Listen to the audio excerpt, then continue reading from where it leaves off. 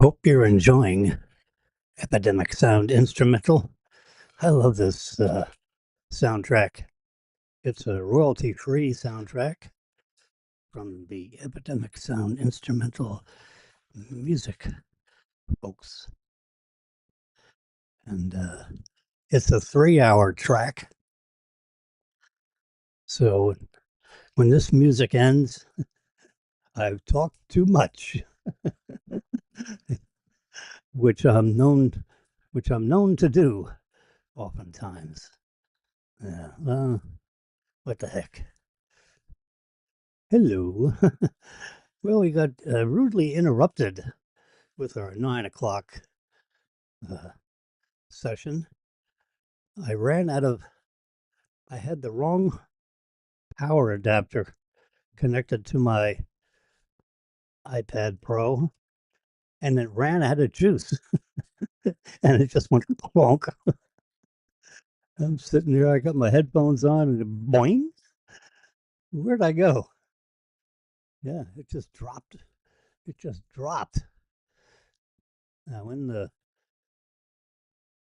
15 minutes of trying to get this thing started up again, which is no problem. I got to figure out on how to do it. It's just a matter of doing it. I'm already up to 17% battery in my iPad Pro. It went to zero apparently, because it just, wow, that's in the 428 episodes or whatever the number is. That's the first time I went clunk because I had no juice. Yeah, that was should have been a signal when I opened up the computer this morning and it said 3% battery. I figured, well, I don't understand that, but yeah, it says 16% now. So or 18%. So even though everything is running and the music is playing and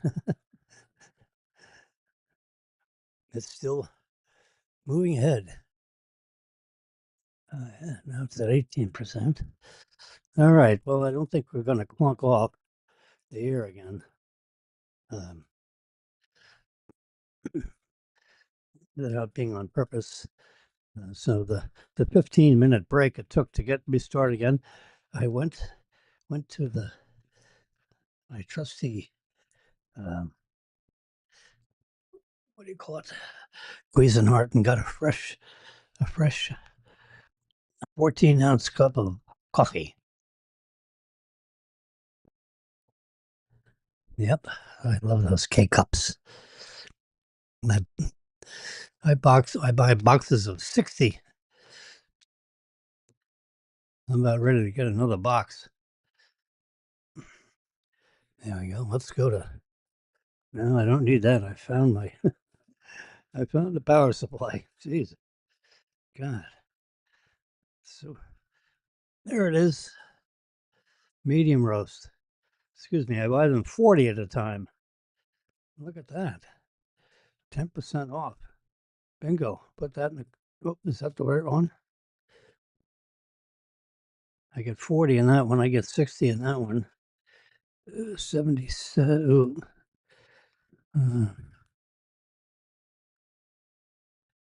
Oh, well, where gotta go? I need another one of these. It's Lumify. Lumify is pretty good. And what was the other thing I was looking at? Let's see if it shows up in my Funkin' Wagnalls. Amazon.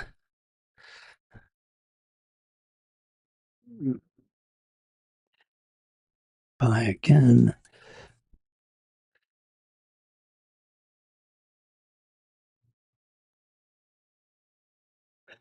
This is it.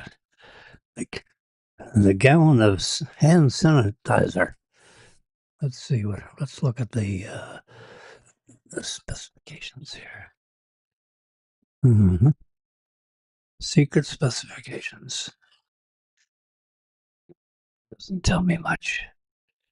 Let's go on. Let's go a couple more. It's the size of the jug. That's important, right? Okay. There you go. Let's go to this image and do an expando. Uh, I think that says 80% by volume. Oh, yeah, there it is. Alcohol antiseptic. All right. It's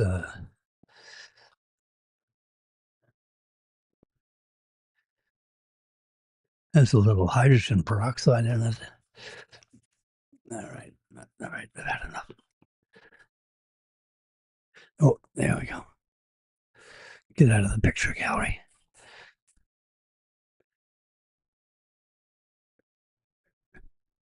27 cents an ounce. I use this instead of soap. I find it's more, soap is, it's hard to rinse off and it's soapy. So I put this in a squirt bottle in like an 8-ounce thing with a squirter. Okay, add to cart. That's added to cart. Let's check out the cart. What do we have in there? We've got a gallon of that. And we have Lumify. And we got 40 Starbucks with a 10% discount. May 14th. So I get that next week. That's all right. I have plenty. Okay. So we're ready to. Okay, let's check out, please. Right credit card, the right shipping address. Yeah, apartment 812. Yeah. I should say cafe 812. Yeah. Okay, place the order. Bingo. It's like magic. I don't know if you saw my cat walking around the back. Yeah. The little girl cat likes to keep an eye on me. Okay. Well, let's go back here. Order placed. Thank you. Let's just do that. Then I touch that. Uh,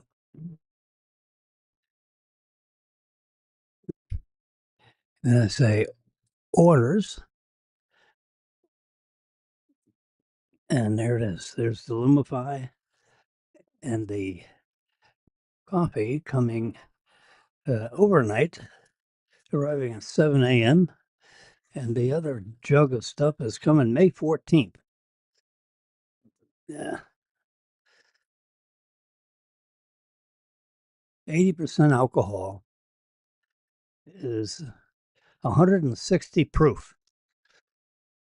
Now it's denatured, which means they put something in there so that if you drink it, you get sick.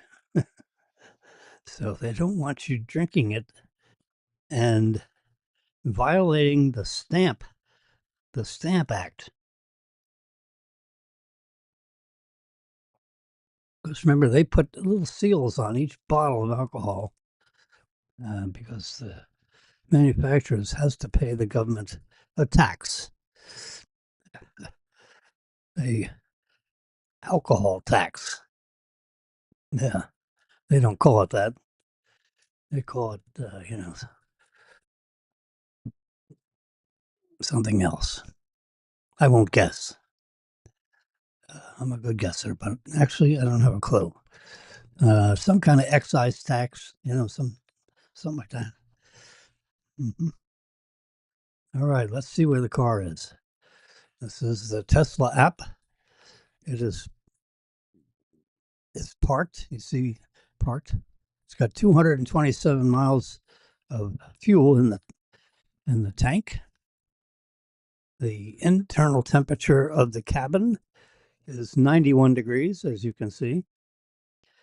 It's parked at 8101 Okeechobee Boulevard, and right in front of Seacoast Bank, at the end of the earth as we know it, because you see right there. Let's see, what is that? That's the Everglades. And apparently, that's the deep part of the Everglades because these communities, you know, is Epidemic a little too noisy? Yeah, let's turn Epidemic down a little bit. I'm like competing with the music. Let's see, this must be deep water, meaning 4 feet. I mean, that's like swampy. Yeah, anybody that lives in these communities, I'm sure, has a lot of alligator um, incidences in the backyard. Yeah, you don't want to let your dog out in the backyard because that could be someone's snack. Yeah, that is, see, that's the end of the Everglades. And how they ever, I mean, look at these developments right here. It's like cancer spreading into the Everglades.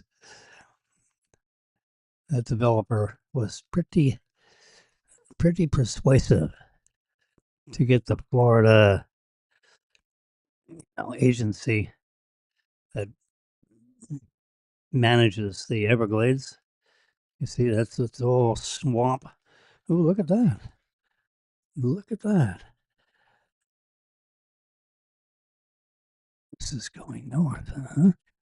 Yeah, it moves up around that way. All right. Yeah. What's going on here? Can you see how we can zoom in? Isn't the technology? I mean, this is on the Tesla app, by the way. There's only so far we can go, and that is about it right there. You can see Marilyn at Seacoast Bank. She's in training today, and you can see the parking spot she's in. Can you believe it? That is the parking place she's in. So, bad guys beware. And let's see, we can live cameras, live camera enabled. Allow access to the microphone so we can see you and hear you. There's all the cameras and the possible views. There you go. You can see all 4 views at once. And we can either touch a view or touch one of these things. There we go. Now there you go. So that's the car in front of her. And you can see Seacoast Bank sign. Look at that detail. Oh, that's pretty good. And you see, you see a person walking in the bank building. Yeah, this is live, baby. And the address on the building is 8101. Yeah, can we see anything inside the cabin? We can. There you go. That is the inside of the cabin with the cabin view camera. And we can see that there's no one seated on the white seats. Look at it. It looks like a capsule to blast off into space. All right, now we're going to go to the back camera. It's pretty amazing, isn't it? This is live. There's the Everglades just behind that one. And we can check this side. Bingo.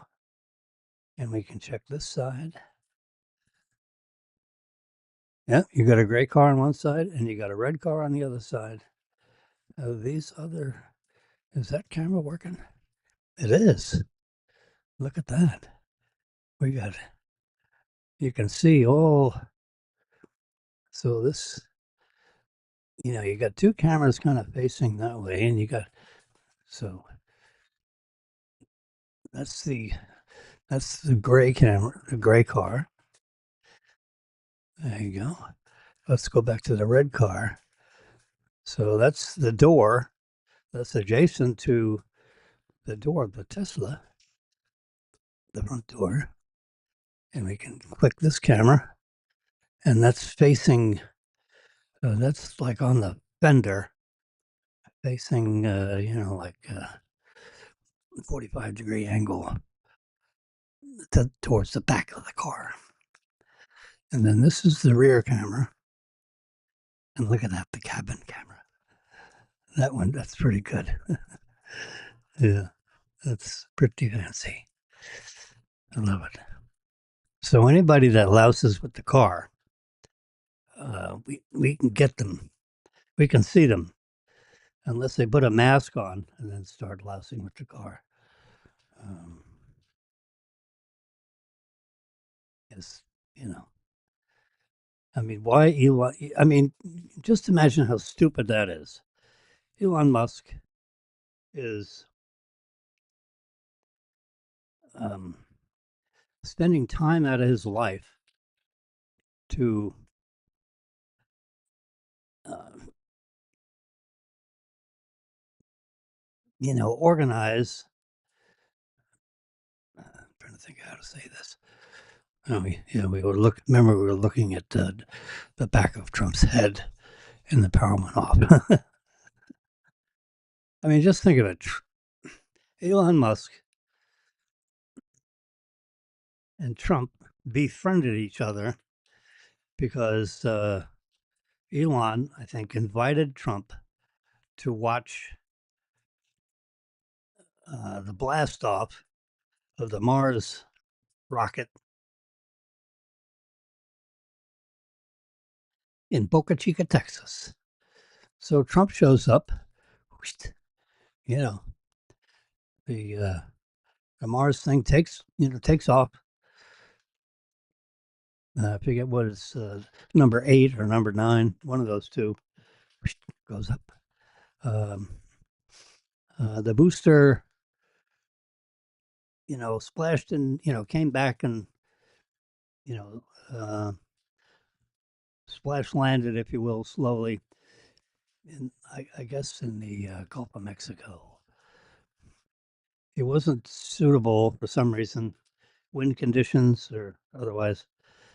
They decided it was, you know, not safe to land back at the launching rig with the caliber business. It catches it. And that, that's a multi-million dollar stanchion that they built. And they don't want this thing coming in and, you know, bending it or something, lousing it up. So I figured it wasn't worth the risk, to do that for some uh, un, undisclosed reason, or I didn't read about it. So here, circling back to Elon, here he spends, what's his time worth? You know, $10,000 an hour. I mean, if a lawyer is $1,000 an hour in Washington, Elon's got to be worth 10 times that, right? With all the expertise and the believability and the focus that he can, you know. So he decided to get focused on government spending.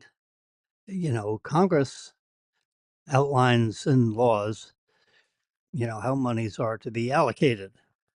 Then it's up to the executive branch to administer that and to make sure, that the monies are properly spent. And and accordingly, not wasted, spent on the wrong things, not make sure the money is not is safe, uh, and that it's not stolen. you know, the very ouch.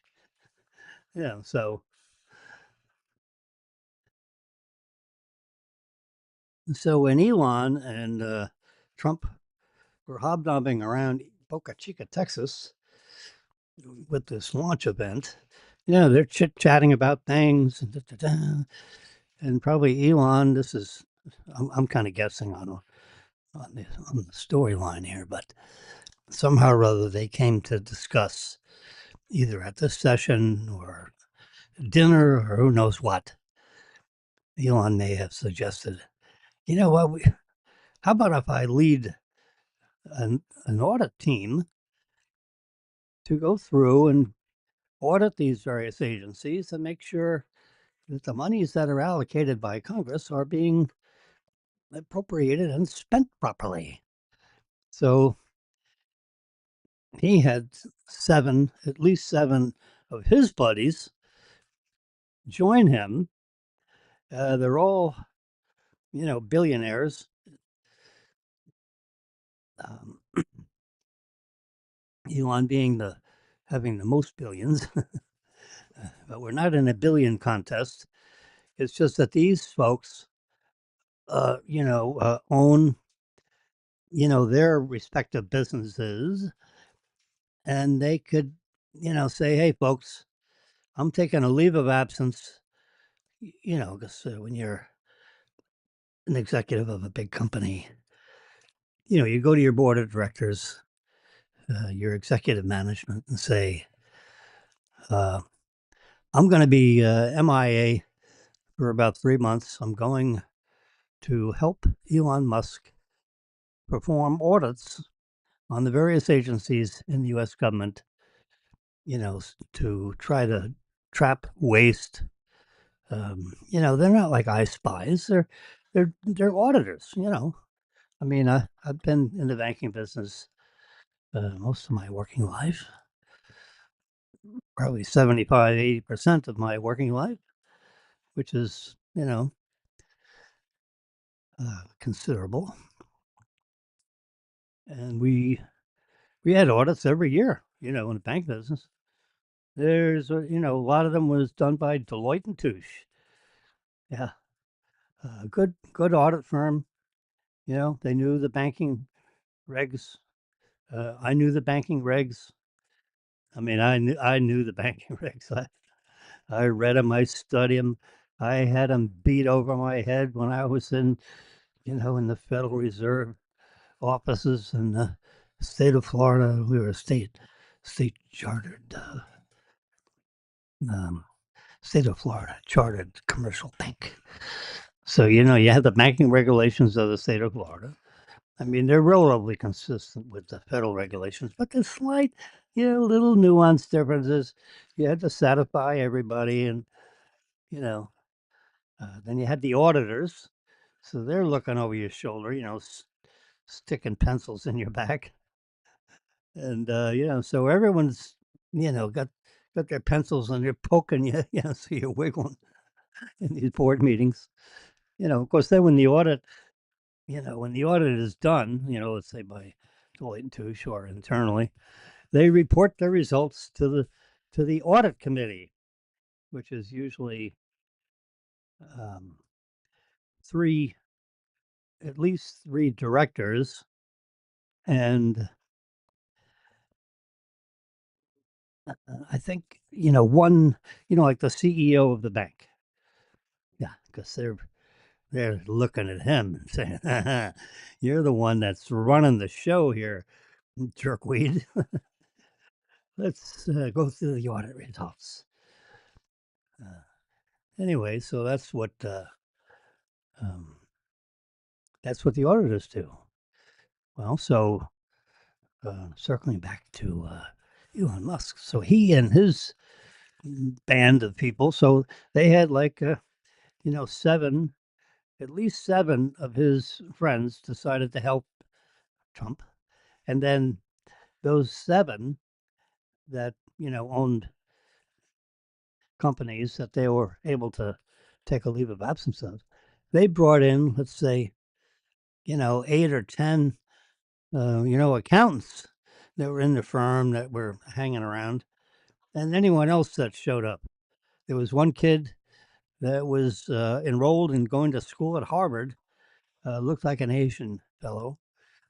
I saw him on some of the videos that were done with like Jesse Waters. He had a special a couple of nights ago, and you can see this youngster, 20-year-old Asian kid, and I think Jesse even spoke to him directly and said, "So you were at Harvard and you're here? What?" So he actually resigned out of Harvard, or I don't know, he took a leave of absence for his studies, and decided to join this team because he thought it was more worthwhile and probably certainly more academic, from a learning standpoint, to be sitting around this table, with all these really senior people and others, around me that are peers, to be performing these functions and examining, the laws of Congress and how they apply to a particular, um, agency, and how the monies are dispersed and how it's being spent. And when they went around the table, this conference room, and there were probably 20 people sitting around the conference table, and they would bring up examples of how some of this money is being spent. I mean, one of them, they had a bill, unnamed, who's, signed off on this, but someone, rented out a stadium, a football stadium, a big stadium, and they used taxpayer dollars that was supposed to be spent on X, and they spent it on Y. And the question is, why did they spend it on Y? Oh God! So that would be considered waste. Maybe a little tinge of fraud in there, because that is certainly not why monies were allocated towards this agency, whatever agency it was, to be spending it on renting out, taking control of a stadium. So what could that possibly be? My guess is that a lot of these stadiums, almost all of them, have these skyboxes that go all the way around, and one of the generally one of the rules of the skyboxes is that when it's not a football game, the skyboxes can be used by the stadium for, you know, so other people can be in there when you're not in there. So, and of course, after those other people use the skybox, uh, they have maintenance people. They clean it up, and you'd never know there was another soul in there. But I remember at the Joe Robbie Stadium, those skyboxes, and I was at Boca Bank at the time, and I was in charge of the box. The chairman of the board of the bank said, "Jimmy, you're in charge of the box. You're dealing with, most of the major customers of this bank, and you're in charge of inviting them and their friends, associates, to enjoy a football game. And we have 16 seats, and on the home games, you're responsible on making sure those 16 seats are utilized, you know, for the purpose of entertaining the good customers of the bank." And one time, just sideline, I went to the chairman, Arthur Bellis was his name. Good man. I liked Arthur. I think Arthur liked me.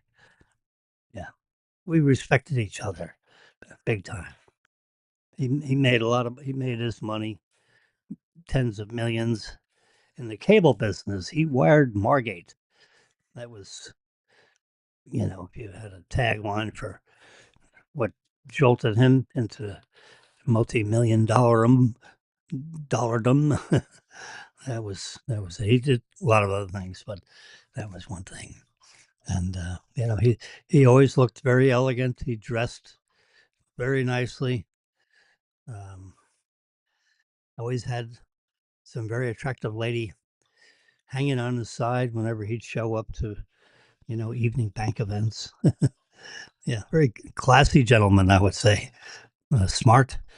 Uh, I believe, a Wharton School of Finance graduate. Um, he had some friends that, were on the board of the bank and all that. It's good. I enjoyed being there. Anyway, I enjoyed being there until I didn't enjoy being there, and then I wasn't there, by mutual consent. Get me the hell out of here. Anyway, so um, circling back to skyboxes. So I was in charge of the box. Went to Arthur and I said, you know what? You got 16 seats. The law firm is only using 4.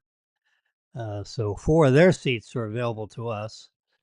We filled up 7 of the 8 seats that we had. We've split the box with a law firm. So we had 8 and they had 8. And occasionally, the other half of the partnership that was doing the box, meaning Polka Bank and this law firm, we'd give our seats back and forth to the other half in case they had a large party. That was generally not a problem. After the first couple of games, it was almost hard to fill those seats, which is hard to believe.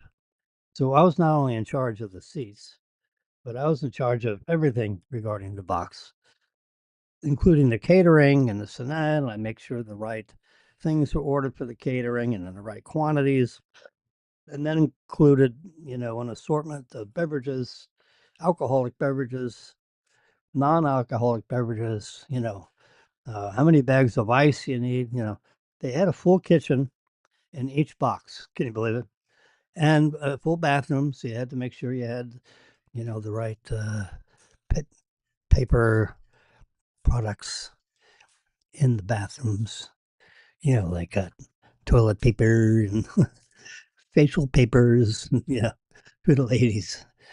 Yeah. So, I mean, you have, because, when you enter the box, it's like stripped down naked. There ain't nothing in there.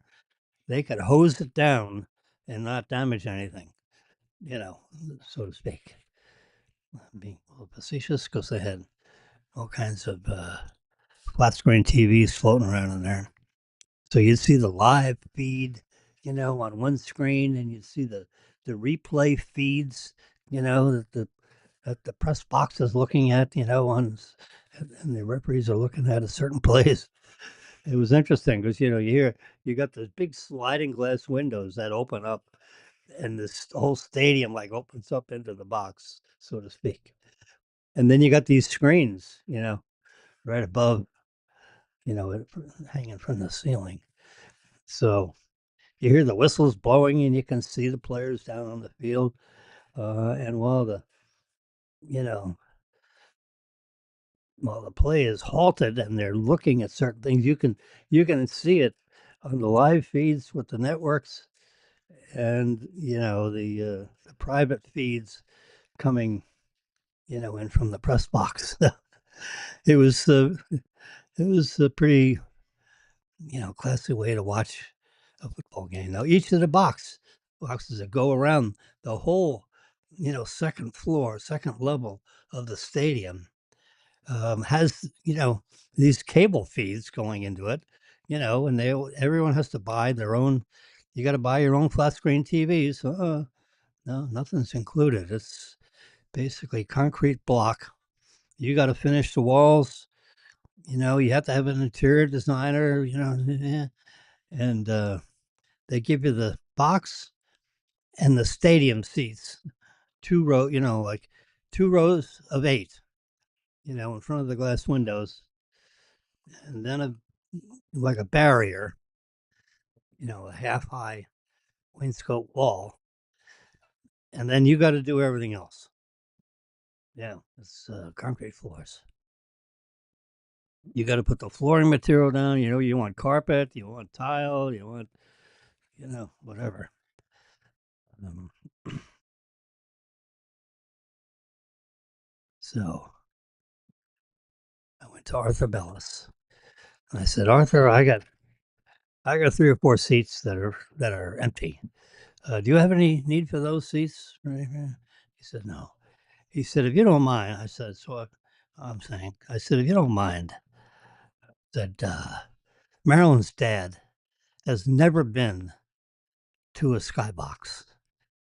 You know, he's 78 years old, and I bet you he would love to be up here with his daughter, Marilyn, uh, watching the game. Wouldn't that be exciting?" I don't think Marilyn's mother would go. She's Native American Indian, and I don't know. She'd rather watch it on the TV at home. She's conservative, elderly, and I don't think she'll go, but I'd like to invite them both, and he'll go for sure. And sure as hell we went. And Mr. Murray, that was his name, John Murray. I always called him Mr. Murray. I just couldn't get around to calling him by his first name. I just had too much respect for him and the family. I never did. Uh, there were other, like Marilyn's sister's husband. He had no problem calling him John. Hey, John, how you doing? To me, it's like, who the hell's John? You mean Mr. Murray? Come on, he'd call him John all the time. Uh, you know, uh, Now Marilyn's siblings, they called him Dad. Because he was his dad. Um, let's see, anybody else? Uh, I forget how Janine. I don't recall Janine referring to Mr. Murray on how she would have called out his name. I don't know. Did she have the audacity to call him John? I don't know. I can't. I'll have to ask Marilyn that question because I can't answer it.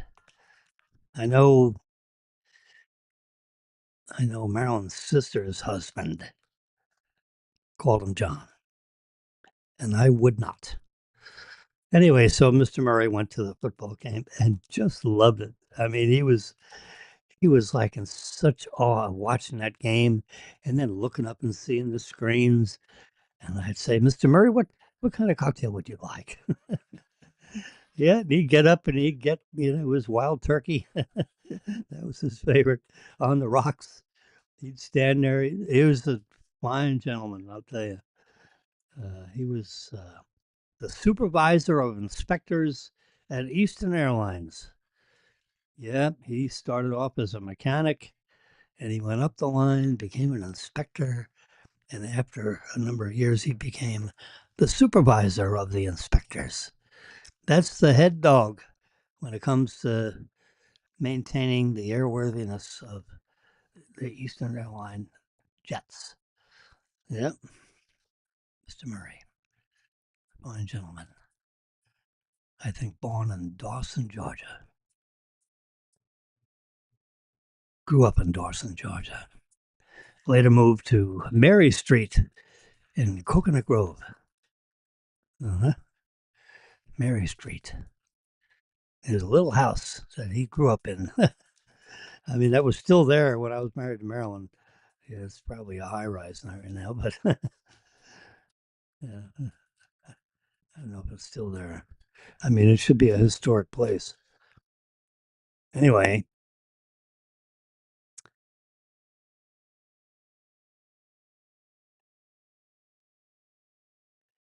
there's apparently a Microsoft update that you cannot cancel it. Windows will take over your device and update itself. Yeah, Windows. That's a complicated 80% of the computers on the planet are Windows computers, laptops, Windows operating system. I was a Windows guy for about 20 years until one of my sons begged me said, "Please, Dad, no more Windows laptops." He was like 13. He looks at me, he says, "Please don't get any more Windows laptops," because he knew it was time for me to update my laptop. So what I would do is I'd get the brand new spanking new one, and then I would hand that down to somebody, and I rotated around on who got my hand me downs. And one of my kids uh, begged me to stop that and switch to Mac and buy the MacBook, a laptop. So I looked into it. I was looking into it, but I didn't do it because I was lazy and I knew Windows inside and out. You know, the operating system is important in a computing device because it interfaces with the actual machine language of the computer. Now, your applications, your programs, as we used to call them, um, operate with Windows in the background. So you have to abide by all the rules of Windows when you write an application software package that's going to be used on that Hewlett Packard computer. I mean, yeah, that's the way it was. So if your application said print a piece of paper, a command structured in a certain way would go to the operating system and say, "Hey, go get printer one and print this page." Yeah, so and then that signal was then sent to the actual hardware of the laptop, and it would execute printing the page on the proper printer. So that's what Windows uh, does on all of the devices that is installed on. Uh, all those, Hewlett Packard, uh, IBM, they use Windows operating system, except for Apple. They had the Mac software. Apple being, a pioneer in the computing and in the computing software business, hardware and software business, they decided to produce, some outstanding, high quality, stable, you know, beautiful looking, actually. They're very interested in the fact that it looked good. They were interested in making sure that the box that it came in looked good. I mean, they're like, really antiseptic about that. Oh my God. Whew. And they had the boxes were really, I mean, even today, the boxes, well, absolutely today, the boxes are, really strong boxes. You know, if you had a knife in your hand, I don't know if you could, or a fork, I don't know if you could stab through the box, no matter how hard you did it. You know, you may bounce the product to death, but you ain't going to stab it. The boxes are really strong, I must say. I haven't actually tried to stab it, but I can imagine that it was a really hard, very dense, paper product. Anyway, so inside that rigorous box is a MacBook computer, and I have one right there that I'm tapping on. This whole screen right here, this right here, from here to here, that's MacBook. This is an iPad. You can see how thin it is, and it's sitting in front of the keyboard. Because I also have a little Visine kind of a thing in here, to keep unnecessarily fingers or dust from settling into the keyboard, the mechanics. It's important to keep the keyboard clean. You don't want that getting cluttered up with dust or, definitely no salt, nothing that can corrode the underneath of the keyboard. Yeah, it's a lighted keyboard, as you can see. Let me turn the lights down even further.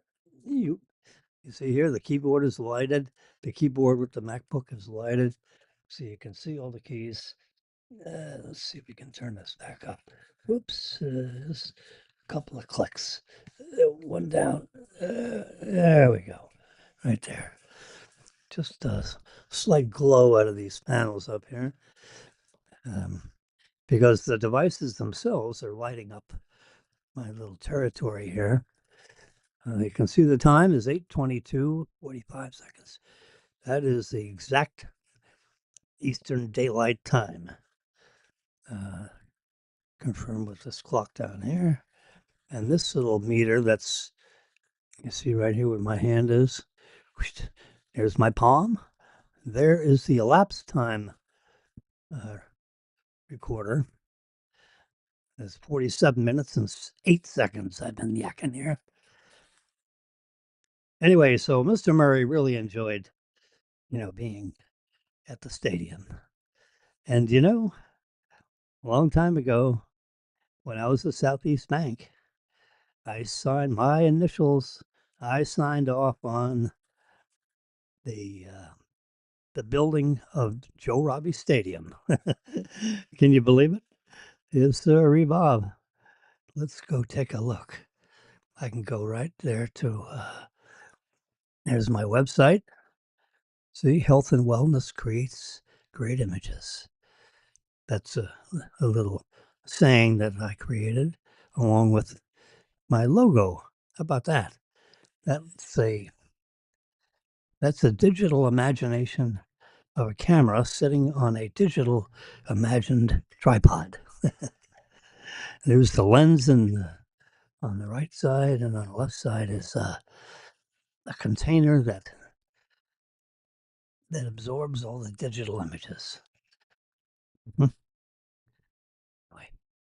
Going my favorite polo shot, the 14th. No, this is the International Polo Club in South Florida. Anyway, and you can see the ball, and you can see these two mallets. Look how small the head is on the mallet. Yeah, that's you got to have some good hand-eye coordination to be riding a big animal like that. Look at that. Is that a beautiful horse picture? And the rider, and he's holding on to, all the stirrups and the leather, and he's got his feet in his boots, and he's in tip-top shape, and he is totally focused on the ball and the mallet, and they whacked each other, and look at the mallets are, there's a flexibility to them, and when you whack them together, they wrap around each other and they make a certain clicking noise, and there's a name for that. I'll be darned if I can remember what that's called. There's Marilyn and Jay Leno. Let's go back to the bottom. And there's Marilyn and lining the executive portfolios. We were at a cowboy ball, they called it. We did a concert. We did civic and public events. There's my spaghetti and meatball sauce. Ooh, magical. And I wrote about a lens. There's a lens. There's a camera. There's a martini. There's a book I wrote. There's Jimmy at West Point participating in the John F. Kennedy Health and Fitness, whatever they called it. Yeah, I was one of the finalists in New York State. Look at that. Yeah, that's a young Jimmy. He's got his little frowny face on, focused on whatever I don't know who took the picture. It was a black and white picture. They weren't. They weren't big on color a long time ago. There's our press passes. There's my what fine detailed image of our logo. I created a logo. All right. Why am I down here? Oh yeah, I'm down here because of Joe Robbie Stadium. You're wondering, what's the link up on that one? Yeah, there's a rotating globe. 26 million visitors. Just want you to know. Can you believe it? 26,227,000. 26,422,727. Yeah, people have visited this site. Hmm.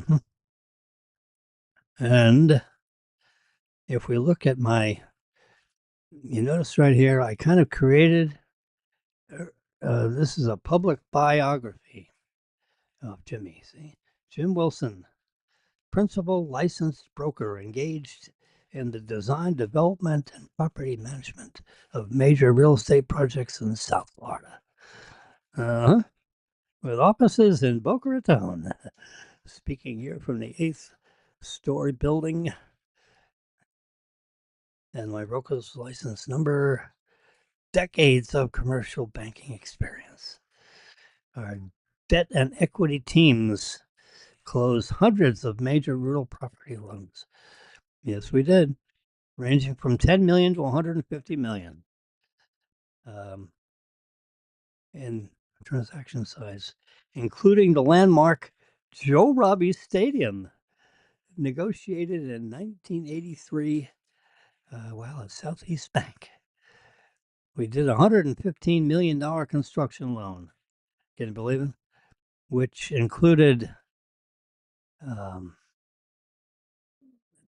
70, 75,000 seat stadium and 24,000 car parking. That was probably the biggest pain in the butt, was creating all the parking lots with the lighting of the parking lots and the drainage of all the water when it rains. And, a 24,000 car parking, it was not structured parking. It was ground. There was some subterranean parking for dignitaries that could drive under the stadium, so to speak, and enter into the arena without having to interface with, the public directly. On 140 acres in northwest Miami-Dade County. The stadium, this is as of the writing whenever I wrote this, the stadium hosted 5 Super Bowl games. Yep. Our combined valuations exceeds several billion dollars.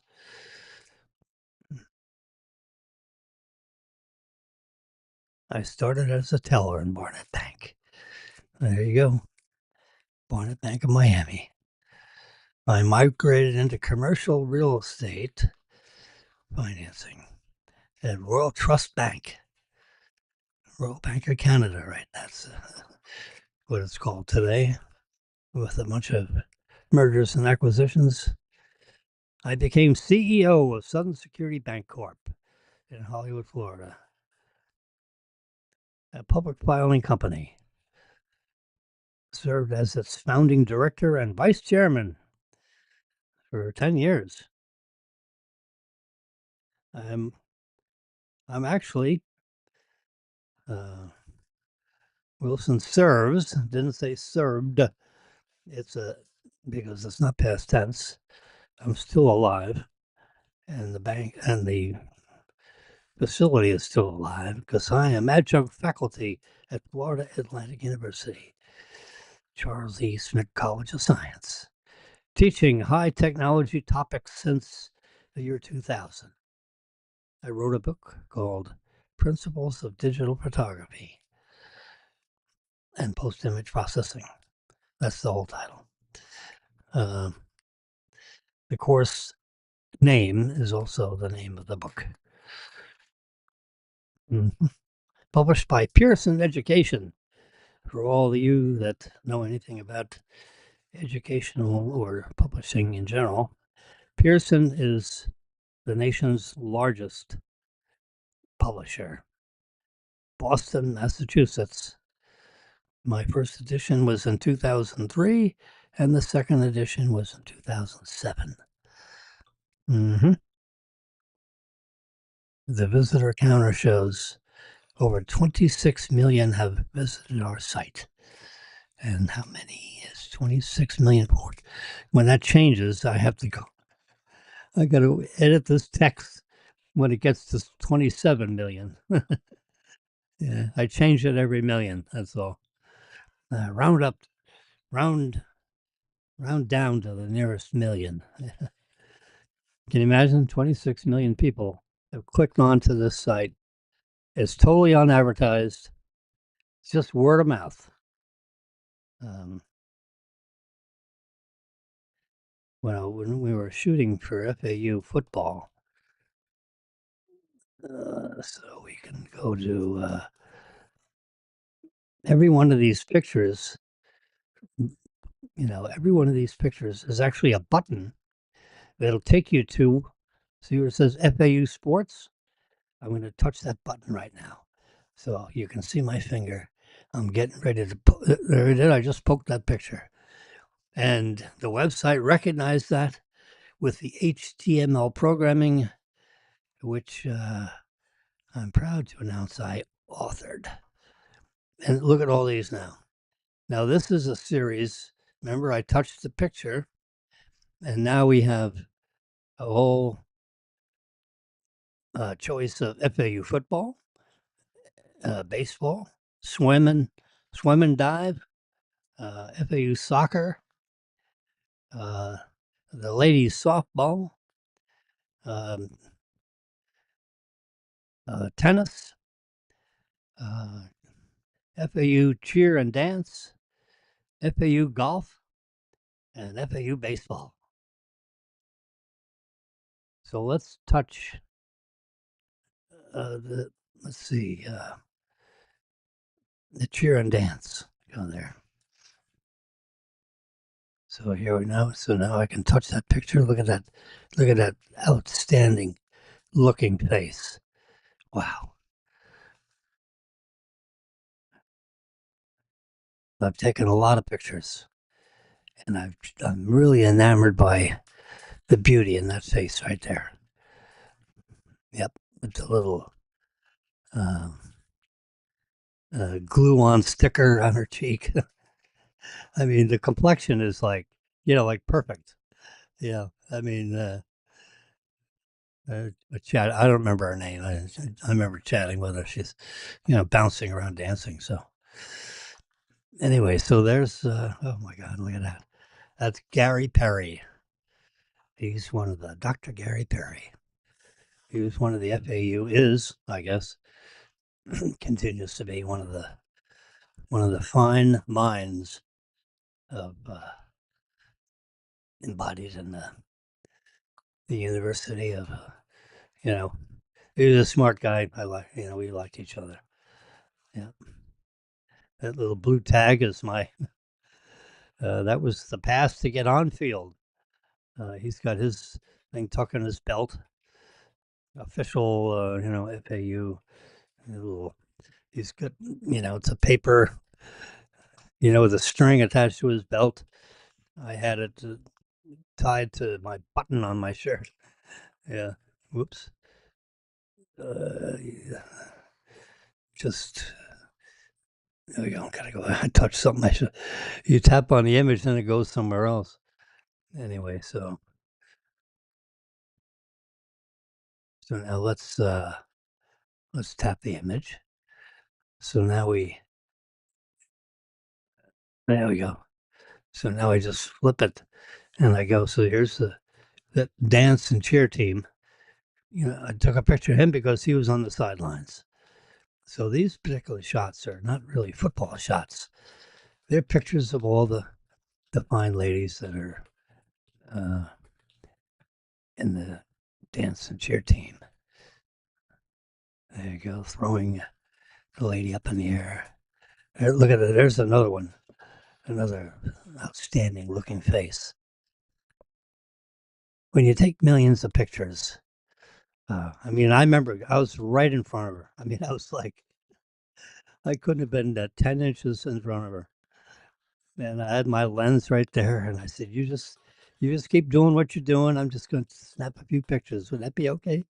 And she said, yeah, you got a straw hat on. She's in the marching band, playing the flute.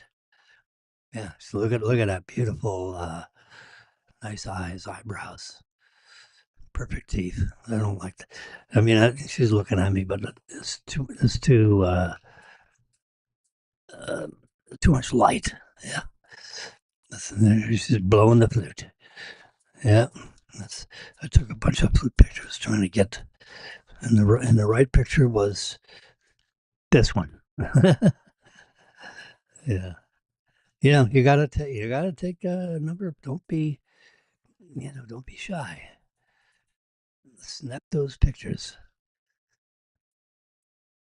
There's a good one. There's president of the university then, and his wife. They're in the middle, surrounded by the dance team, and they know how to do that. Get themselves spread out. They practice, surrounding a key character. Just about have all the faces in there.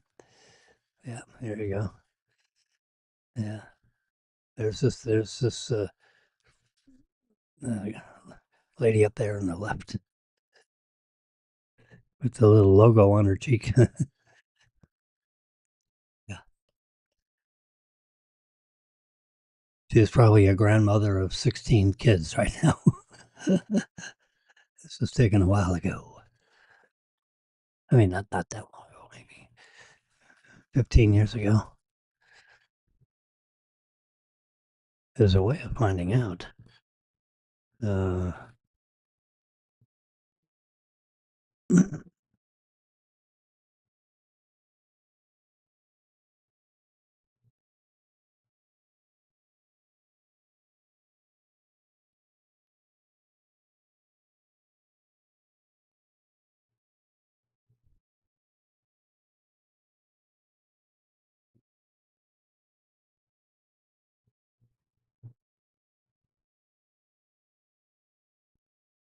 there's that picture again.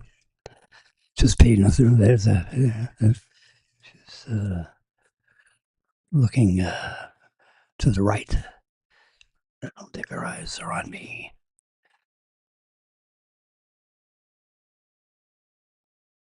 They're bouncing around, just snapping away. She's again there. Yeah. You focus on somebody, just keep on shooting them. There's a nice one. Yeah, having a good time doing her. Yeah, I finally got her focused on Jimmy. Yeah, she said, "You're in my face for a lot of pictures. It seems." Yeah, I remember taking pictures. Yeah, it's hard to forget. Okay, so we were Dr. Gary Perry. We have a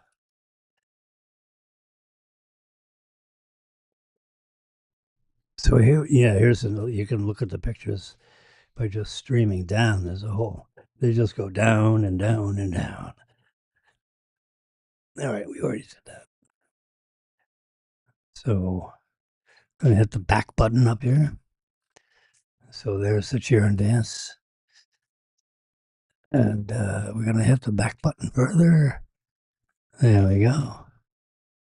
Back button further. Yeah. Let's see if anyone else joined the party while we were talking. 20, I can't tell. 26 million. 732. I don't remember what the counter was when we started. But anyway, it keeps counting.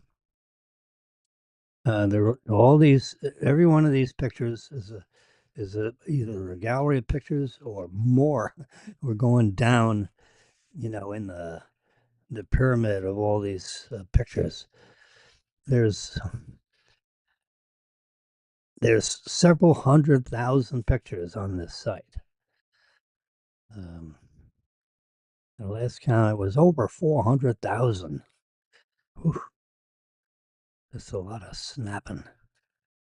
There's September 11th. Look at that. Let's just snap that right there. Just September 11th.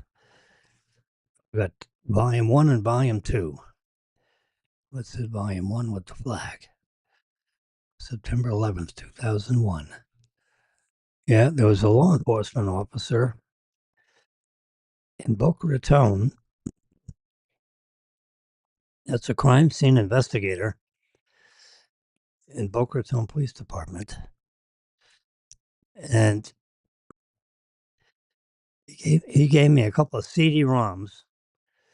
Back then that was the way you passed pictures around. It wasn't film, it was digital. And these are actual crime scene photos in Manhattan. Because he was the crime scene person in Manhattan uh, during 9/11. And he was taking pictures, and his officers were taking pictures. And he collected 2 CD-ROMs of pictures that when he came down to Boca Raton, he had these CD-ROMs. Or he made them for me from his computer. I forget which. But he told me about these shots. I went into the police department trying to help them because they were just starting out in digital photography and they had Photoshop on there. And I was giving them some clues on how to develop the pictures digitally. How to change the lighting so that you could see things that you normally wouldn't see, and how to crop and how to make notes on them, for trial purposes and all that. Anyway, that picture right there is now that's a flag stuck in the ground, and these guys are just talking about what they're about to do next. You know, as far as dealing with that pile of rubble. And that's a good reason why they call it rubble. It's just a big mountain of, it's like a 3-story mountain of, broken building. Yeah. There's a picture that's hard to imagine. All that steel and that stuff and, furnishings, and printers. And just imagine all the stuff that's sandwiched in between each floor. Um, it's hard for me to believe that only 3,000 people were killed in this. It's actually 2,700 or something were killed in that collapse. Because a lot more people worked in that building. I mean, it's like, 30, 40,000 people. But only 3,000 were in it. At 9:36 or whenever, you know, the plane flew in. There 2 planes that flew into the World Trade Towers.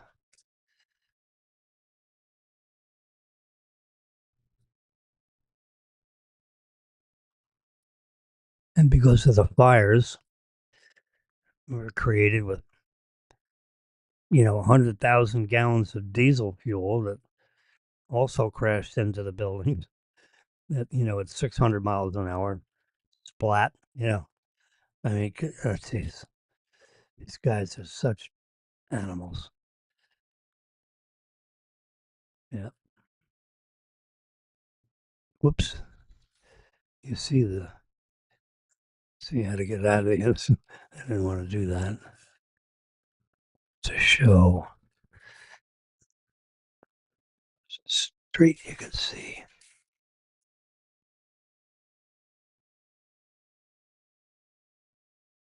Yeah. Look at this. And you know, it's hard to get it until you zoom in really tight. I mean, look at there's a truck there. There's a huge truck right there with the with that turquoise cabin in the front of the truck. You know, and it's an empty dump truck, and it's getting ready to be refilled with stuff. And there's stuff everywhere. Look, even on the tops of these buildings is stuff that came over from the collapsed building. So then they're going to zoom out, and you get an idea of how. But I touched the picture wrong. You know, so now I'm zoomed out. Yeah. Remember that little blue top right there? That's a big dump truck, and you don't realize the. You see the smoke coming up, the smoldering, the heat. Because remember, the building was soaked with jet fuel number 2 when it, crashed into the building. Two planes.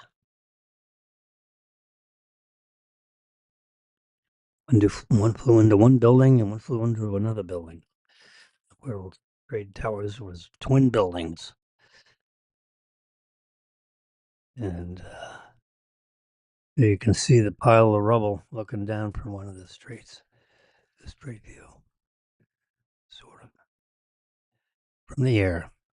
These pictures, other than being published on this website,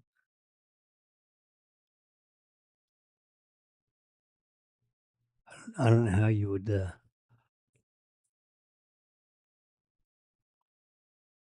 These are all the helicopters flying around in circles.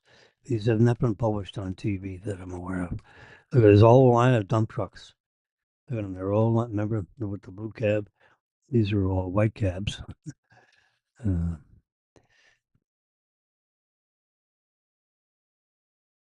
They're waiting to get in there to take away the rubble.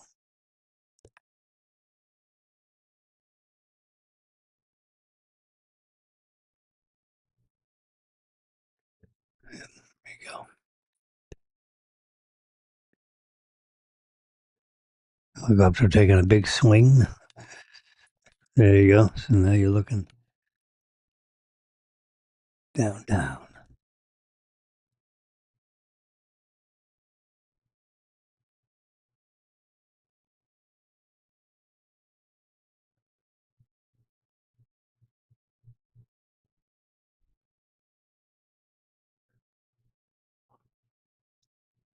Amazing.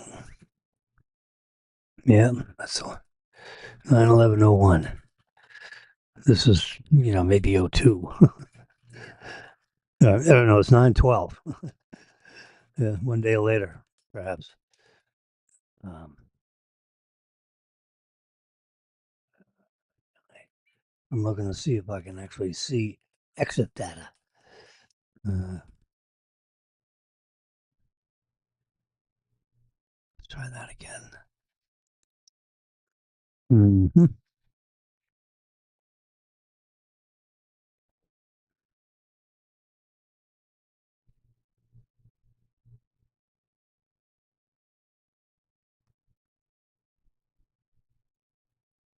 Okay.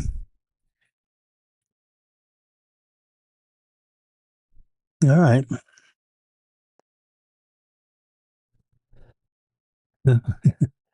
Amazing. All the other websites we can go to. All right. Here we go. We're going to get back. I can hit the home button. See, it says go home. Let's go home. Bingo. There we go. That's the beginning page with this logo with the slight gray background in there. I have one right here. There you go. That's it right there. Uh-huh. It's a microphone. You put that on the throat of a microphone, you can see, when you hold a microphone. I had Marilyn do some interviews. Jay Leno, let's touch on him. Going down memory lane here. There you go. There's Jay Leno and Marilyn. That's a whole gallery of pictures of the 14th annual Concours d'Elegance and the Boca Aviation Hangar Party, which is what this is, which is like 6 o'clock, 5:30, 6 o'clock in the evening. Yep, and you can see down the hangar. There's a picture. Bingo. Boys and Girls Club. That's the sponsor you can see. There you go. Of Broward County. DuPont Registry. Main key advertisers. I guess you call them sponsors. Yeah. Alfa Romeo, yeah. There's some private jets, of course. This is the private airport section of the Boca Raton Airport. Those are all the private jets of people that store their jets at this airport. Each one of those is about $10 million a copy. Those little guys.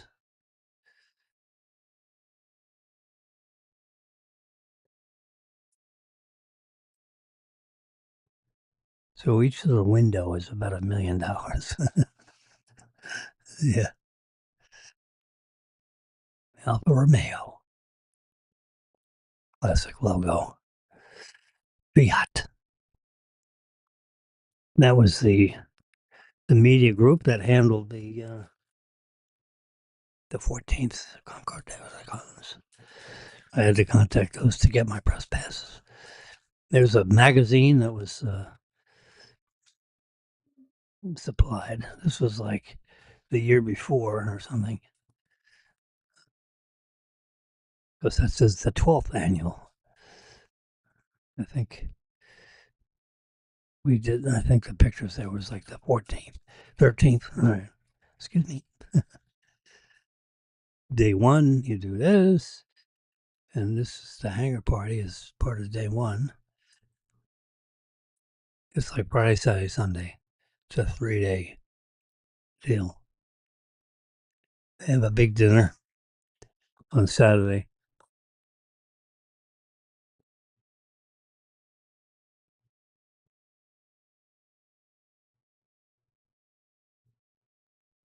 $175 of the finest collector cars and motorcycles from around the country will be gathered on the field at the famed Boca Raton Resort and Club.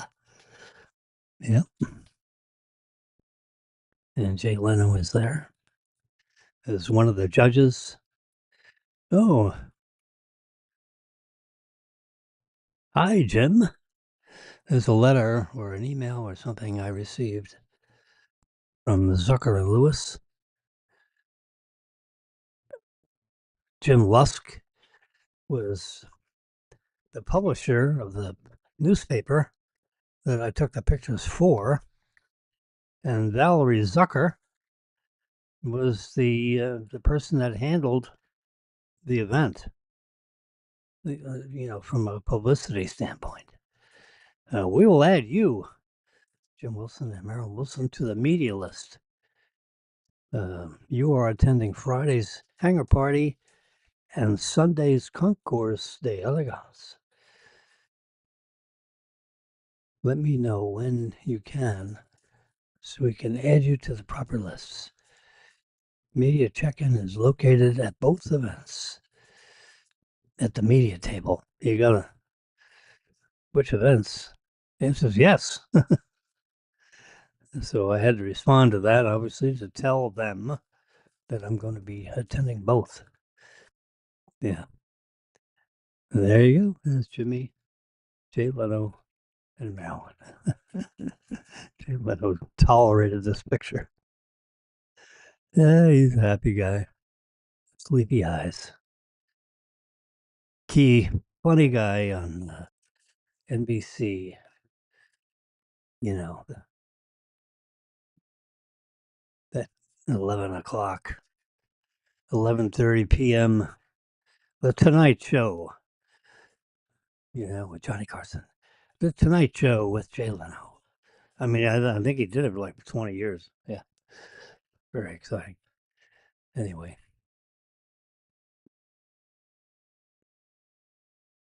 yeah, two more people showed up at our site while we were yakking about it. Yeah, home.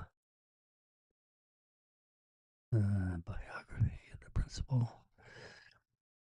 See what listed products sold, sale to buy. Yeah, so you can. Well, you got paper prints. You got keepsakes. You got. These are all the things you can put pictures on. Refrigerator magnets. They're always popular. Mouse pads. Remember the mouse? They're still mousing. Mugs are always very. Uh, you can put your pictures on the mugs. They had 14-ounce mugs and 10-ounce mugs. I think two different size. Black mug. That's always a good thing to put pictures on.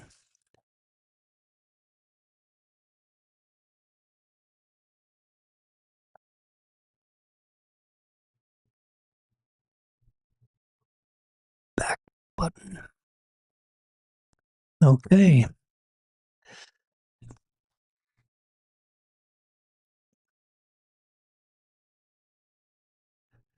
Health and wellness. Great images. Yep. Then we're going to go back to my picture file.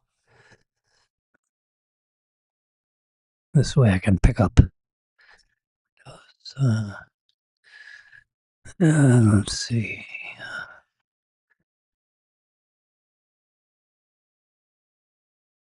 Tech tips.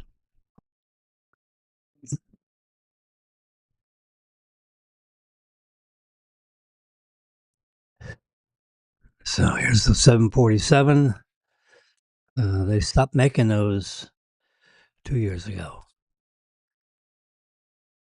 They're still in the sky, but they're not manufacturing any more new ones. 747.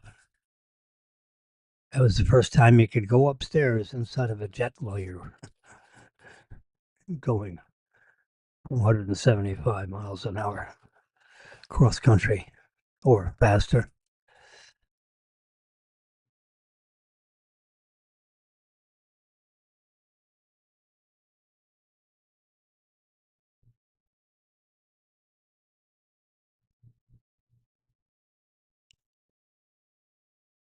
Here's the this was the article is like the weirdest planes that were manufactured. Look at the two jets sitting. It was an Air Force. To carry people and things.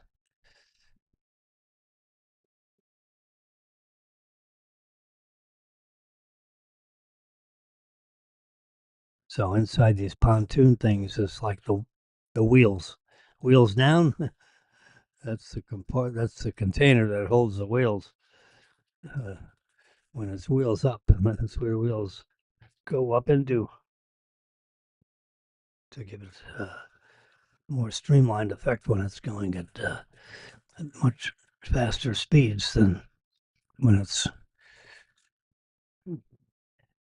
motoring around the runways. That's a Lockheed C-130 Hercules,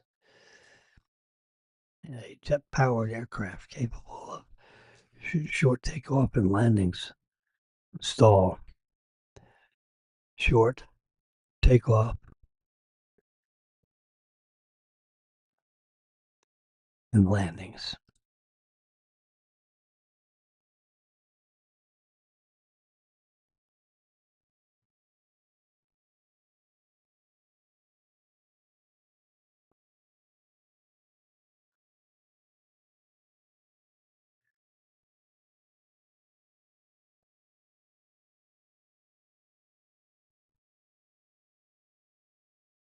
There's a UFO in the sights of. You can see UFO, unidentified flying object. They couldn't figure out where and how that thing's flying around in front of them. Who is that in front of me?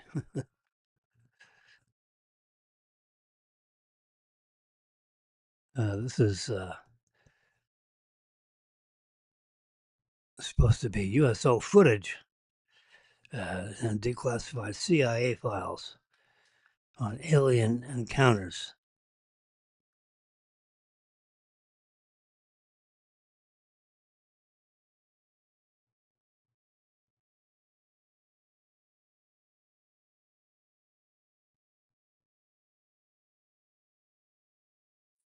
Mm-hmm.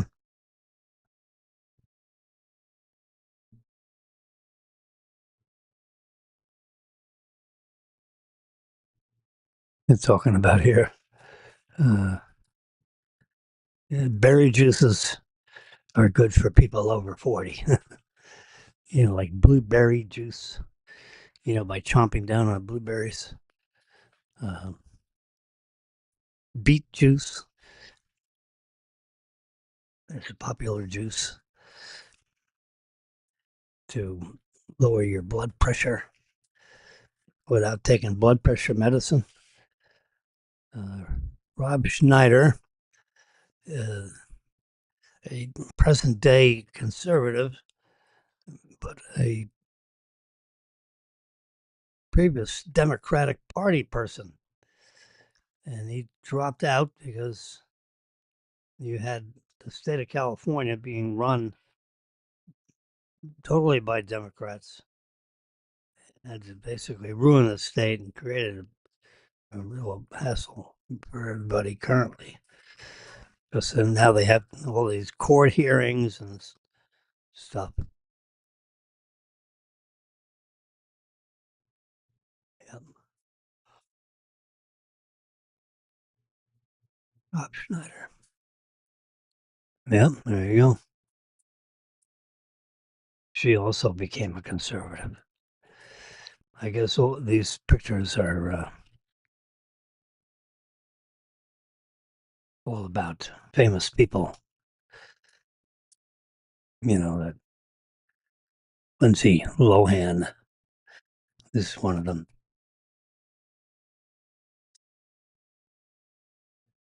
Picture compliments of Netflix. There you go, Chuck Norris.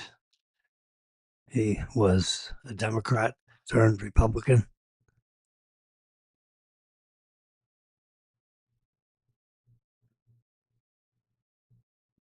He says the Democrats went too far off the trail, I'll say.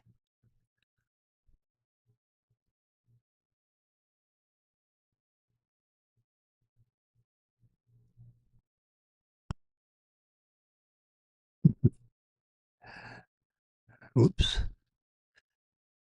Boing. Yeah. Bo Derek, she's another one that went. Trump, he was a Democrat. Hard to believe. He had a cameo appearance. I remember this. I barely remember the scene. I do remember the scene when he was in Home Alone 2. There he is with the little weasels looking for somebody, and he points his finger. They went that way. Can you believe it? Bo Derek. She was the star in the movie 10 because she was a 10.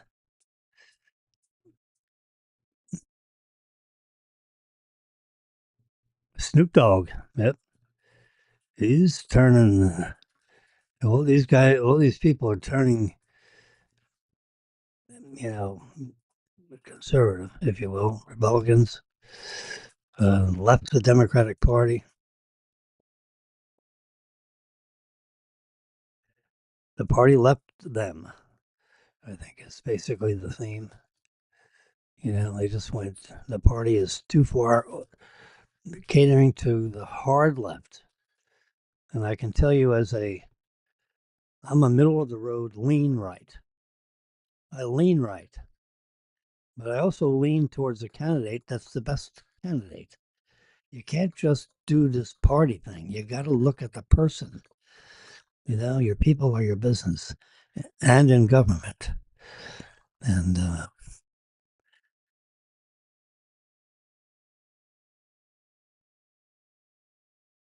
Trump's a doer.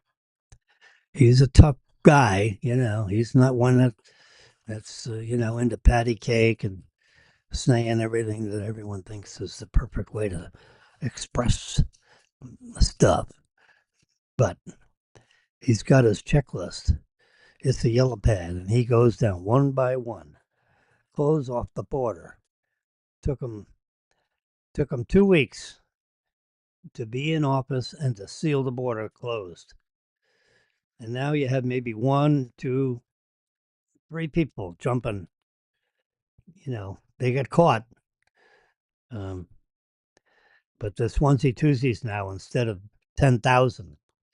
Can you believe it? 10,000 a day? Come on. Now it's down to maybe one or two or three.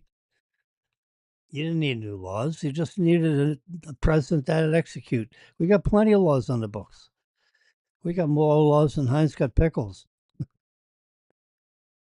Yeah, as someone used to say to me. We got more laws than Heinz got pickles. Oh boy. And Heinz knows how to pickle pickles. Yeah. Well, it's 11:09 a.m. according to my trusty clock up there. And I don't know about you, but this Tuesday morning, my stomach is stumbling. It's tumbling and stumbling. I need to put something in my stomach other than hot coffee and 3 oatmeal raisin cookies. Or I think I had 4 of them this morning. I love oatmeal raisin cookies. It gives me the idea oatmeal that is healthy. That's right. They're probably the worst thing you could eat, but I'm pretending they're healthy. Yeah, why not? There's my trusty Constitution right there. You can see it. I've got it right there. Plus, I got 20 of them behind me. A little package of 20. Let's see. Oh, there they are. Yeah. I take, if I'm having dinner with somebody, I put 2 extra in my pocket. I just gave 2 away last weekend. They're 2 of my favorite people at dinner. And I said, you know what? I bet all this time you've been hoping for a copy of the Constitution and all the amendments that you could just put in your pocket. You just carry it around with you all the time. And if you have a spare moment or something or other, you can open that baby up. And they say, well, according to Article 4, Section 4, well, now you can go to Article 4, Section 4, look it up yourself. And it's in plain English, by the way. They didn't have to translate it from another language. You got a couple of different ways of wherefores and whereases, but it's in English and you can read it, and then you have the lawyers, they wordsmith it. What did they actually mean? And, well, you read the words. That's what they meant. I'm a constitutionalist. That's what has our That's what our country was founded on. The United States, that took them, months and weeks to put that together.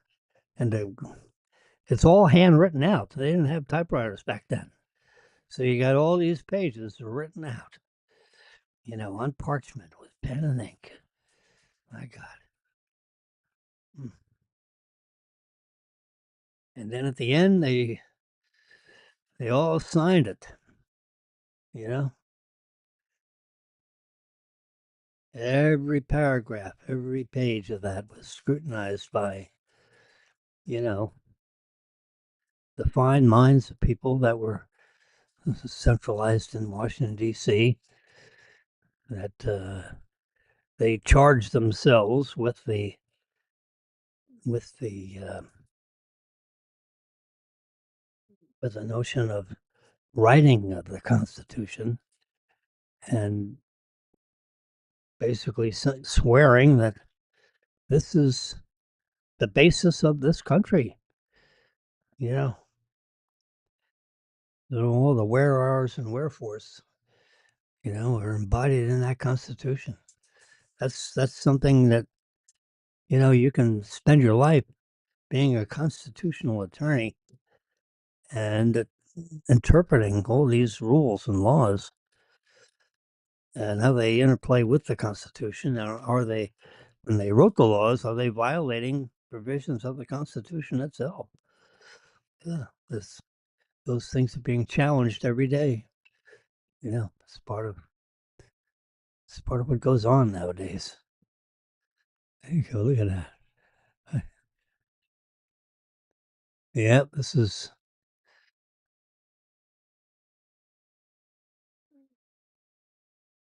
So what I do, you see these pictures, is I'm getting these pictures, these images from Flipboard, which I'm gonna page into the front of it. I touch that button, and then I flip that button, and there we go. Wildfires are getting deadlier and costlier. Oh yeah, let's blame climate change. Come on. Hawaii lawmakers raise the state's hotel tax. Oops, to I guess 6%. It's written in words. The Flipboard goes through, 8 or 10 of the headline stars. Trump's trade war with Canada has blown up in his face. Yeah, well,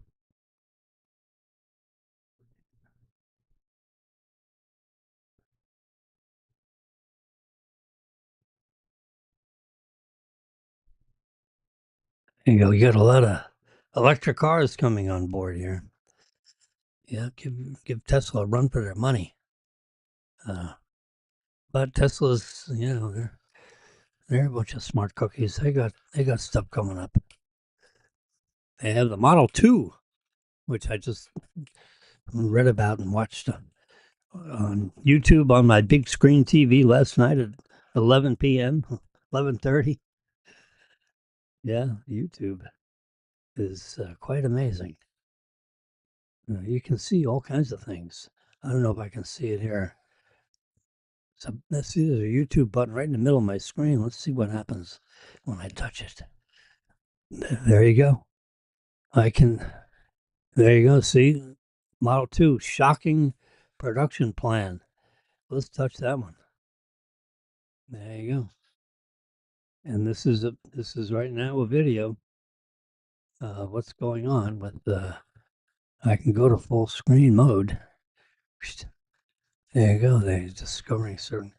You're looking down the pad. This is a video. This will go on for I don't know how long, an hour or so. That's the Model 2 right there. That's some other model.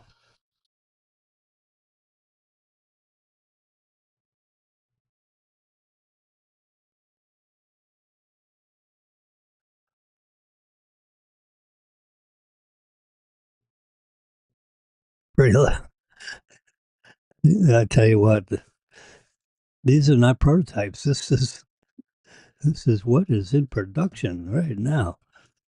In this is May. Next month, June, this sucker right here gets released.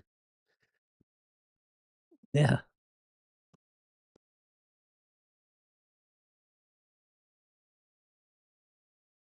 they're being trucked all over. There you go. There it is, in different kind of wheels. 13,007. That's with your government and state, tax incentives to take that car. It's going to be in the low 20s without the tax business. So that's like, I mean, so if you're 25, let's say 20, I'm just going to 27, $28,000 car, $30,000 car. You know, that's a Honda Accord. That's what Honda Accord. You get air conditioning, and you get some of the features that you got to have with a Honda Accord. There's some options and paint and this and that, and you want this and that. Leather seats instead of the other seats, and you're you're just let's just say $30,000. Well, so you know Tesla's answering that question with a $30,000 car. It's called a Model 2. You want to spend $35,000? You go to the Model 3. The Tesla is not complicated. It's not the Model 3.79 watt D. It's the Model 3. And you either want the long range battery or not, and you pick your color. What else you want to talk about? When do you want it? Yeah. So anyway, you're seeing on the screen the actual video. You can't hear it because you're hearing Jimmy. BYD is the competitor. That's a Chinese manufacturer. Yeah. So we go back to why the wise guys in the United States are all agitated about Tesla. That Elon Musk is all of a sudden the villain of the Tesla company, which makes no sense whatsoever. F0 says.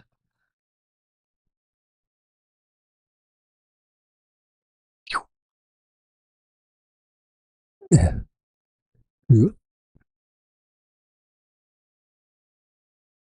High tech and expensive AI systems, all kinds of, they're adding to it.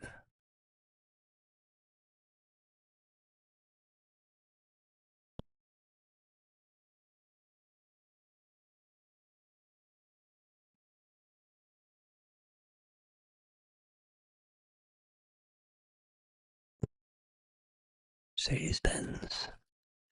Boy, these cars are rising to the occasion, trying to stay with the buying climate of the people.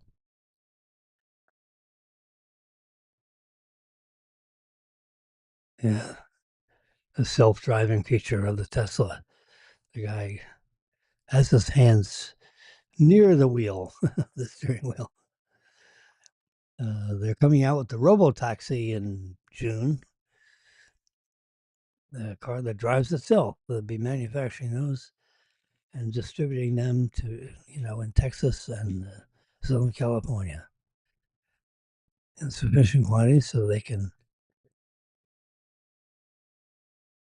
showing a February.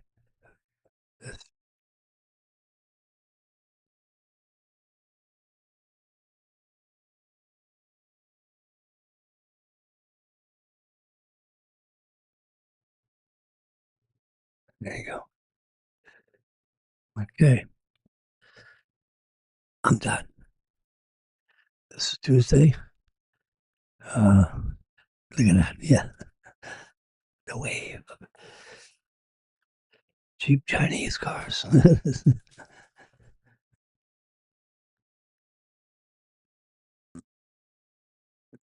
Yeah, even Trump bought a Tesla for his granddaughter or something. It's the best car we ever drove. We drove one for 3 years, 3-year lease, turned it in. Never had a service call. How much service did it cost, sir? Zero. No oil changes, no oil filter, no oil filter changes. No going to the service center every couple months to have it lubricated or whatever the hell they did. They changed this filter and that filter and all that. And bottom line is every couple months you spend $100. Guess how much you spend with the Tesla? Zero. There's nothing to do. It's got two completely sealed electric motors that are not serviceable. I guess if something happens to those, it would go back.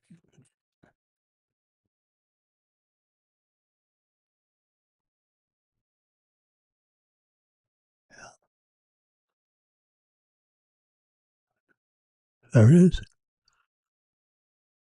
That's not a prototype. That is pretty interesting looking car. Huh? I haven't seen it in black yet. It's like that silver color, so you can see it. See the lines and all that. Marilyn likes black cars. I like black cars. We were threatening to get red this time, but we'll see. Anyway, we signed up for the next Tesla, and we got it in I believe March 18th of 2004. It has hardware version 4 in it, which means all high definition cameras. I showed you those earlier. And the upgraded super duper computer system that's on board. Which is a panel, about that big with service devices all over it, embedded and soldered and whatever. Amazing. The engineering, all the engineering, the power engineering. So when you press your foot down on the pedal, there's tremendous energy, rotational energy that's applied to the wheels. And then when you lift up on your foot, there's no more forward motion placed upon any of the systems while you're floating around, wherever that happens to be. And then when you lift your foot up further, like in a golf cart, then the motors that are powering those wheels become generators, because you have a magnetic field within the motors, because they're spinning at 4,000 or 5,000 RPM with a 10-to-1 gear reduction, basically.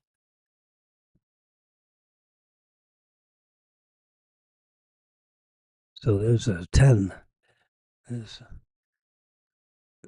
uh,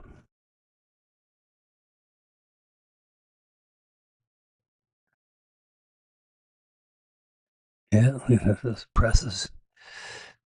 Amazing. That's the computer, the surface-mounted devices. It's amazing. They make all this stuff. It's just,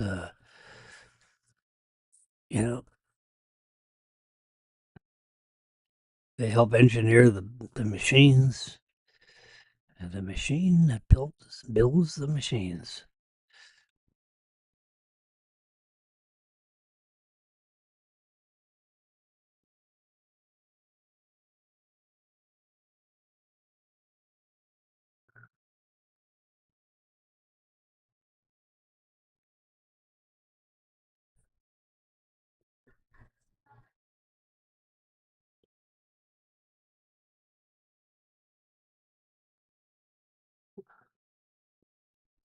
That was an inside view of the motor, Tesla motor. The stator, they call that the stator. You got the stator and the rotors. Anyway, Tesla car is magical. No wheel balancing. They don't go out of balance. The tread is always right. You don't have to replace tires all the time because the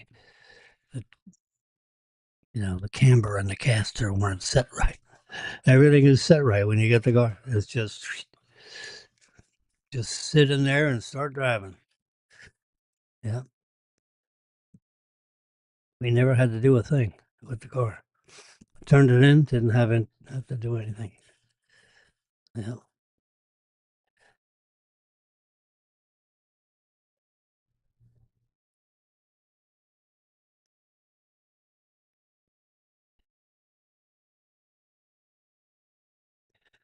Okay.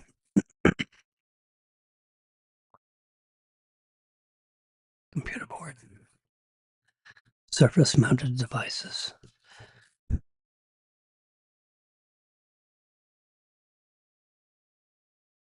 Electrons.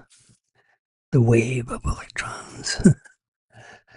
all the radio frequencies that are put in.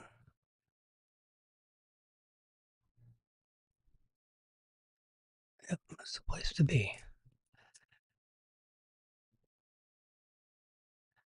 If you're a young kid and you're wondering what to do,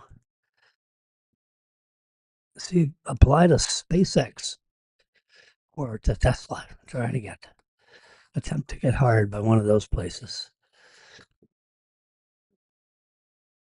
And then you can look at us. You can be part of this.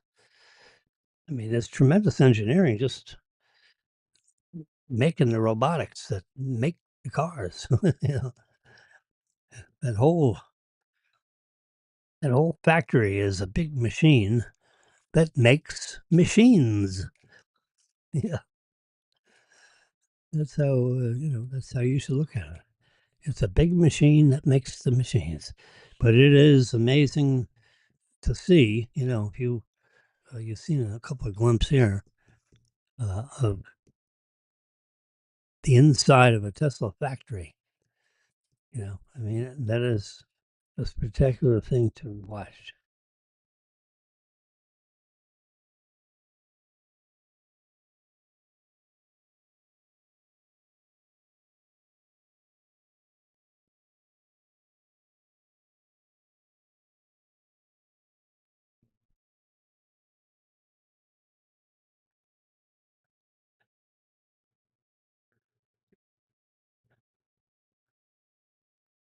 Battery components, whoop, fire tests, trying to cool that sucker down. Yeah, the batteries hold incredible amounts of energy. Yeah. It's like the gas tank of a car, except it's electrons instead of isooctane. That's the chemical name of gasoline. It's called isooctane. It's octane with a bunch of other aromatic hydrocarbons that are dissolved in it. It's not pure octane. It's what I call isooctane. There are other components in there. Some of the octane has been leaded. So yeah, it used to have, I guess they have gasoline.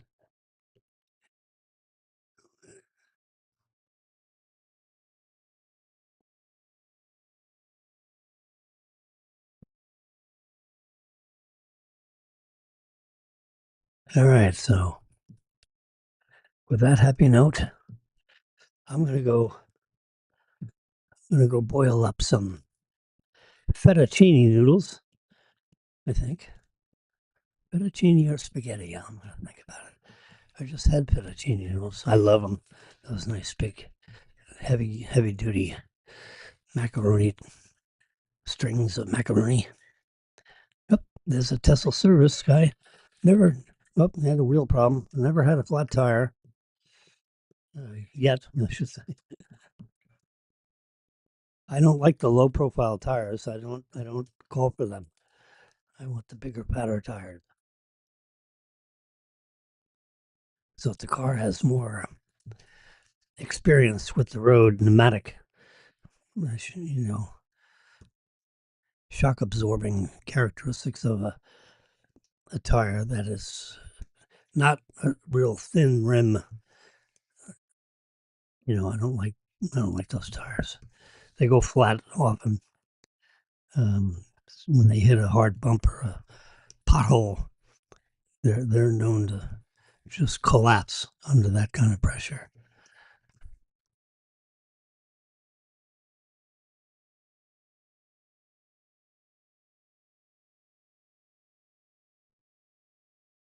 Okay. I wish you guys a good afternoon. Jimmy's gonna go make some macaroni and have lunch. In the meantime, I have to go back to this. Whoops, that's radar. No, I want this one. Touchscreen is very sensitive. If you touch the wrong button. There we are. May 6th. I start with that image and I end with that image. And I have to go full screen, so bye-bye. And there's full screen of our little setup here. You can see part of my face. It's not the prettiest thing in the world, but it is what it is. You can see over here an hour and 57 minutes. Oh my God. And remember, we got knocked off the air after about 10 minutes because my computer just, bam, ran out of juice. It is the first time for that. Sorry about that. Had to come back on at 9:30 because I lost about 15 minutes letting this thing charge up. See, now I'm running this thing. I can feel the warmth here, yeah. And it's 84% battery while it's charging. Well, yeah, I don't know what. I guess that other, I had another plug here with the white wire. This one here, I had plugged in. It's compatible with this computer, but it's plugged into the wrong charging device, apparently. And it doesn't have enough power to charge the iPad, so or the MacBook.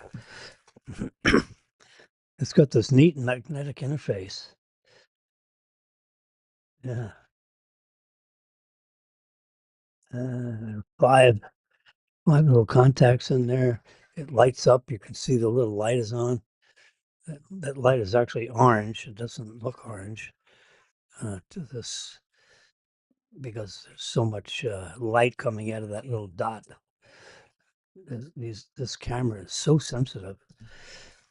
Amazing.